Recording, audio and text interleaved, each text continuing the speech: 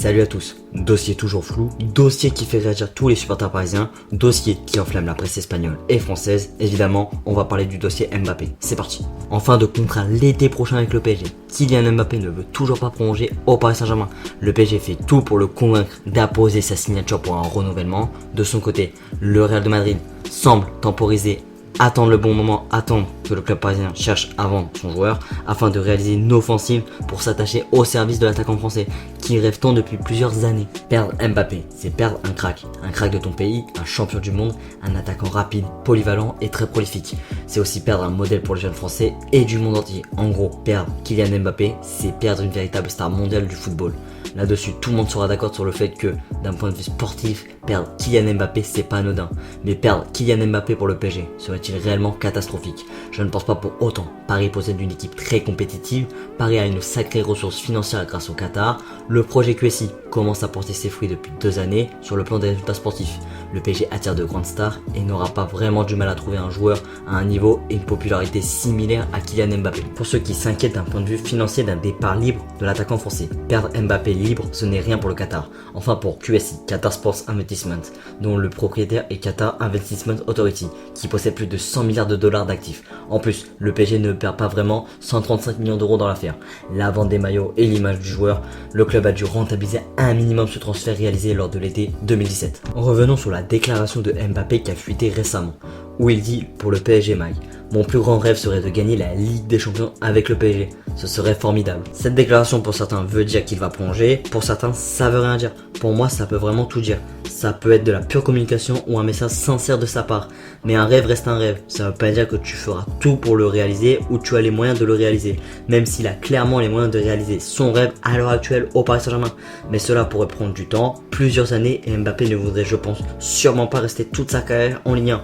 Pour lui, ça serait pas très glorifiant pour sa carrière et pas très ambitieux de sa part. Être un grand joueur, c'est de se confronter aux plus grands, de gagner des trophées de haut niveau et défier l'adversité de manière régulière. En Ligue 1, il a pas ça, mais actuellement, il aura pas ça non plus dans le championnat espagnol, qui a considérablement baissé de niveau depuis un certain temps. Souvenez-vous d'une déclaration de Sergio Ramos, où il disait en 2019 qu'il serait prêt à jouer gratuitement pour le Real. Résultat des courses, en 2021, Sergio Ramos a quitté le Real et rejoint le Paris Saint-Germain, car le Real n'était pas disposé à continuer de payer son salaire au vu de son âge.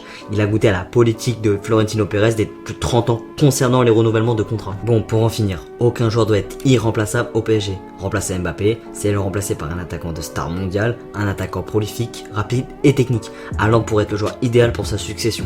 Il est rapide, prolifique, jeune, donc joueur d'avenir, joueur populaire qui a une image de jeune attaquant précoce, monstrueux, qui détruit les filets et qui effraie les défenses adverses et qui se bat pour son équipe grâce à ses efforts physiques considérables sur le terrain. Seul problème, acheter Haaland, c'est acheter un joueur supplémentaire. Haaland est un véritable numéro 9 qui va logiquement remplacer numériquement Mauro Icardi si Haaland vient cet été, ce qui est peu probable et utopique. L'idée serait de recruter un ailier qui prépare la succession d'Angel Di Maria, qui commence à se faire vieux, et de compléter le trio avec Haaland et Neymar. Après, pour un achat du cyborg norvégien cet été, tout dépendra évidemment du système mis en place par Mauricio Pochettino. Voir Haaland au PSG serait un kiff total pour moi. Tu vises l'avenir et le succès avec lui. Après, le PSG pourrait saisir l'opportunité de payer la clause de 75 millions d'euros de l'attaquant norvégien disponible en 2022. Le club aura de la concurrence, certes, mais pourrait s'appuyer avec ses excellentes relations avec son agent, Mino Raiola. Tout dépendra quand aura lieu le départ de Kylian Mbappé. Sinon, il y a une autre solution, plus logique sportivement et moins chère. C'est Mohamed Salah, un ailier droit expérimenté, populaire pour son niveau au foot exceptionnel, son parcours inspirant, mais aussi sa générosité, son engagement auprès des plus démunis. Il est venu en aide à des enfants de son pays en réalisant des dons aux écoles et hôpitaux et il s'est battu pour l'égalité des femmes au Moyen-Orient. En Égypte, son pays natal, lors des élections présidentielles en 2018, plus d'1 million d'Égyptiens avaient voté pour le joueur phare de Liverpool. Donc, acheter Salah, c'est acheter une source d'inspiration pour les jeunes africains et du monde entier. En termes de valorisation d'image et vente de maillots, le PSG sera servi. Mais ce qui nous intéresse le plus, c'est le plan sportif. Salah pourrait parfaitement remplacer Mbappé. C'est un ailier prolifique, technique, rapide, qui peut évoluer en neuf pour utiliser sa vitesse pour exploiter les profondeurs et qui peut être en totale alchimie en duo tout en restant objectif sur son jeu comme il le fait avec Mané à Liverpool.